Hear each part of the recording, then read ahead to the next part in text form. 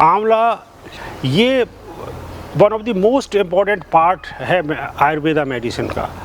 ये इस medium size का ट्री होता है और इसका जो फ्रूट होता है having maximum vitamin rich thing, तो इसका कोल्ड से काम आता है। और इसके अलावा इसको करी में और हाउस होल्ड चीज़ों में डिफरेंट टाइप के प्रिकल्स में यूज़ होता है।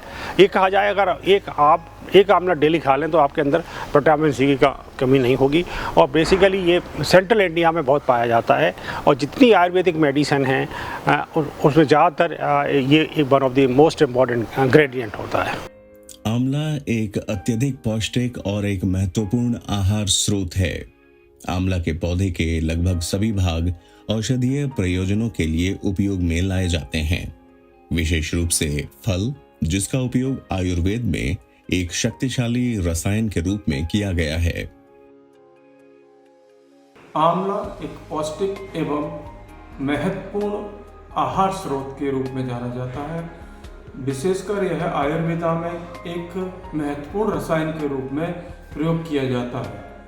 आंवला भारतवर्ष में सभी प्रकार की जलवायु, सभी प्रदेशों में अत्यधिक रूप से पाया जाता है। इसकी खेती भी विशेष प्रकार से धनोपार्जन के लिए की जाती है। आंवला को फाइलेंथस अम्बिलिका वानस्पतिक नाम के रूप से लैटिन भाषा में इसको जाना जाता है। इसका नाम मुख्य रूप से फाइलेंथस अम्बिलिका या सिनोनिम अम्बिलिका ऑफिसिनेलिस के नाम से जानते हैं।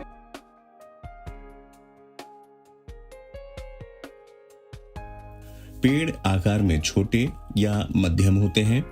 ऊंचाई में 1 से 8 मीटर यानी 3 फीट 3 इंच से 26 फीट 3 इंच तक पहुंचते हैं। शाखाएं चमकदार 10 से 20 सेंटीमीटर यानी 3.9 से 7.9 इंच लंबी, आमतौर पर पर्णपाती, पत्तियां सरल और शाखाओं के साथ बारीकी से सटे हल्के रंग की पिनाट पत्तियों के सदृश होती हैं।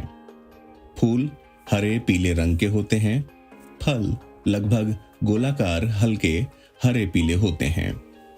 आंवला मुख्य रूप से भारतीय मूल के सभी भागों में विविध कृषि जलवायु परिस्थितियों में उगाया जाता है। इसे भारत के अलावा पूर्व एशिया, चीन, भारतीय उपमहाद्वीप, Myanmar, Thailand, Cambodia, Laos, Vietnam, Malaysia, Indonesia में भी उगाया जाता है। सर, आंवले का पौधा किस प्रकार का होता है? आंवले का पौधा एक बहुवर्षीय पौधा है और ये इसमें सीधा तना होता है और पत्तियां इसकी बारीक होती हैं। इसमें पाला सहन करने की शक्ति होती है, साथ में सूखा भी ये सहन करता है। अप्रैल में इसकी पत्तियां जो हैं पतझड़ आ जाता है और मई जून में इन पुनः पत्तियां आ जाती हैं। उनके साथ में इसमें फूल आ जाते हैं। आयुर्वेद के क्षेत्र में आंवले का सर्वाधिक उपयोग एवं उत्पादन किया जाता है। आंवला बहुउपयोगी आयुर्वेदिक औषधियों जैसे कि च्यवनप्राश एवं त्रिफला का मुख्य घटक है।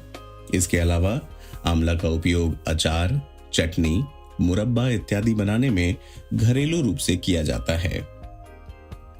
व्यावसायिक रूप से आंवला को हेयर ऑयल, आंवला रस एवं विभिन्न प्रकार की औषधियों के घटक के रूप में भी उपयोग में लाया जाता है।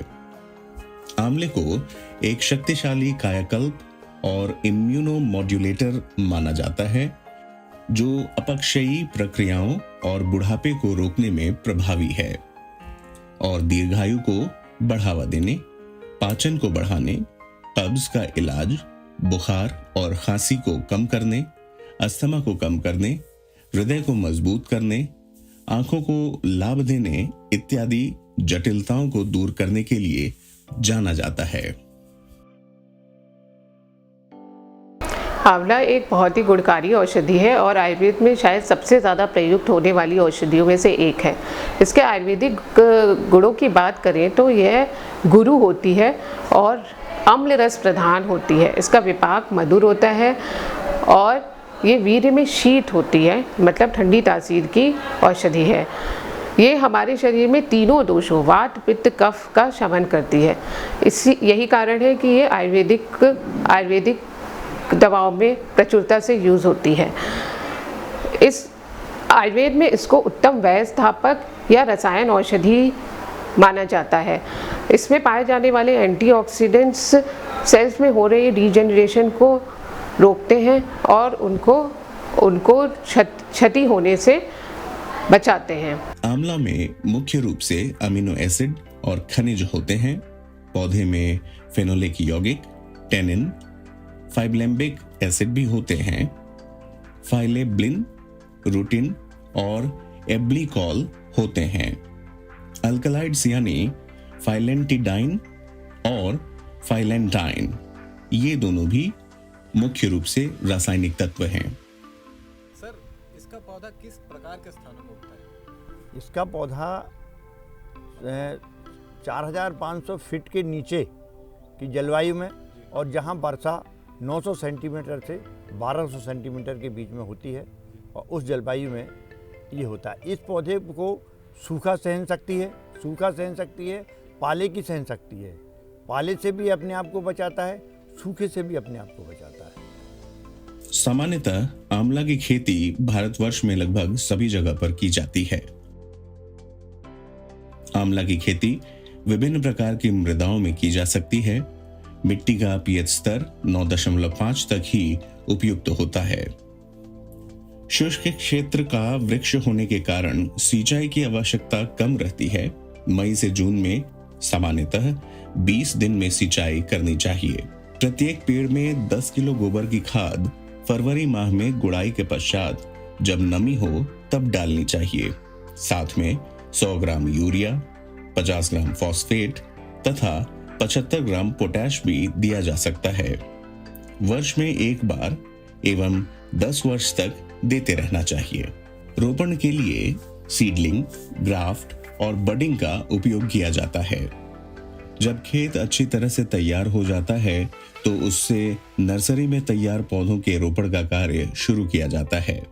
पौधों को 30 गुना 15 फीट की दूरी के हिसाब से रोपा जाता है तथा दूरी पर उचित तकरीब से गड्ढे बनाए जाने चाहिए और उन गड्ढों में पौधों को रोपा जाता है।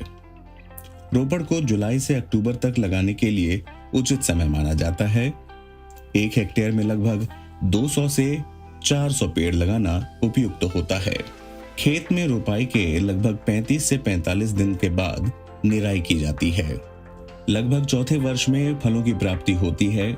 एक वृक्ष से लगभग 10 से 12 किलो प्रति वर्ष प्राप्ति होती है। फिर ये उत्तरोत्तर बढ़ती है और प्रत्येक वृक्ष से सालाना लगभग 1 क्विंटल तक पहुंच जाती है। अगर मृदा की गुणवत्ता अच्छी रहती है तो ये और भी अच्छे फलों की मात्रा बढ़ा देती है।